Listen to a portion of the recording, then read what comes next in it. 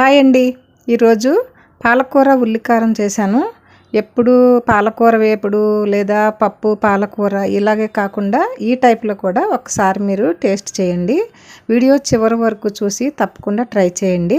నేను చెప్పటం కాదు కానీ మీరు టేస్ట్ చేయండి, చాలా అద్భుతంగా ఉంటుంది. ఇటువంటి మరెన్నో వీడియోస్ కోసం మా ఛానల్ సబ్స్క్రైబ్ చేసుకోండి. అలాగే ఈ వీడియో లైక్ చేయండి. మరి పాలకూర ఉల్లికారం ఎలా చేయాలో చూద్దామా? ఈ రెసిపీ కోసం ముందుగా స్టవ్ పై ప్యాన్ పెట్టుకోవాలి.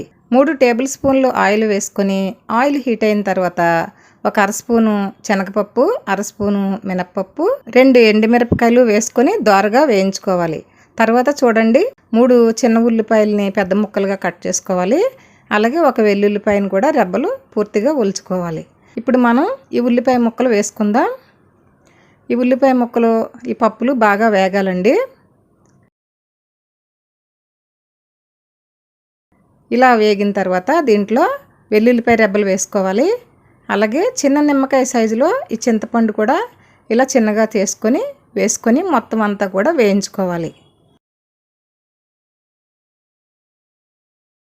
ఇలా పూర్తిగా వేగిన తర్వాత ఒక ప్లేట్లోకి తీసుకోవాలి.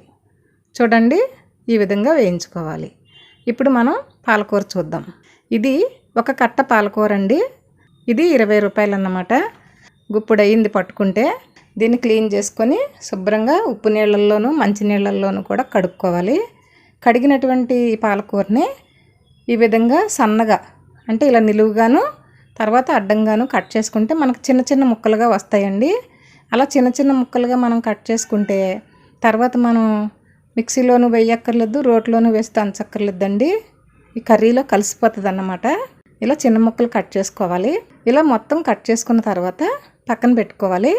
ఇప్పుడు ముందుగా మనం వేయించుకున్నటువంటి ఈ ఉల్లిపాయలని ఈ చిన్న మిక్సీ జార్లో వేసుకొని టేస్ట్కి సాల్టు, 1/2 టీ స్పూన్ పసుపు, 1/2 స్పూన్ జీలకర్ర పొడి, అర స్పూన్ ధనియాల పొడి, 2 స్పూన్లు కారం వేసుకొని మిక్సీ పట్టుకోవాలి.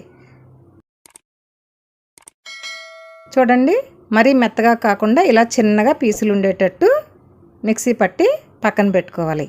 ఇప్పుడు అదే ప్యాన్లో ఇంకొక 2-3 టేబుల్ స్పూన్ల వరకు ఆయిల్ వేసుకొని ఆయిల్ హీట్ అయిన తర్వాత 1 స్పూను శనగపప్పు, 1 స్పూను మినప్పప్పు, అర స్పూను ఆవాలు, అర స్పూన్ జీలకర్ర వేసుకొని వేయించుకోవాలి.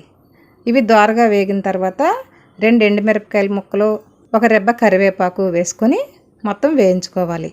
ఇప్పుడు దీనిలో 1/2 టీ స్పూన్ ఇంగువ కూడా వేసుకొని బాగా వేయించుకోవాలండి. ఇంగువ వేగి మనకి గుమ్మగుమ్మలాడే టైంలో కట్ చేసినటువంటి పాలకూర వేసుకొని వేయించుకోవాలి. మూత పెట్టుకుని మగ్గించుకుంటూ చూసుకోవాలి. చూడండి ఇప్పుడు బాగా మగ్గిపోయింది పాలకూర. ఇప్పుడు మనం ముందుగా మిక్సీ పట్టినటువంటి ఉల్లికారం వేసుకోవాలి. ఇలా మొత్తం వేసుకొని ఒక 1/2 గ్లాసు వరకు నీళ్లు కూడా మిక్సీ జార్లో వేసి కడిగి పోసేసుకోవాలి. చూడండి అంతా కూడా ఈ విధంగా కలుపుకొని మూత పెట్టుకొని 5 నిమిషాల పాటు వేయించుకుంటూ ఉండాలి.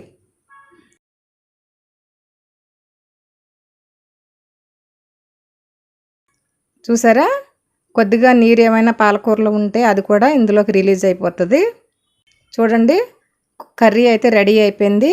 ఈ విధంగా ఉంటుందండి. చక్కగా చిక్కగా గుజ్జుగా ఉన్నట్టు ఉంటుంది. చాలా బాగుంటుందండి టేస్ట్ అయితే.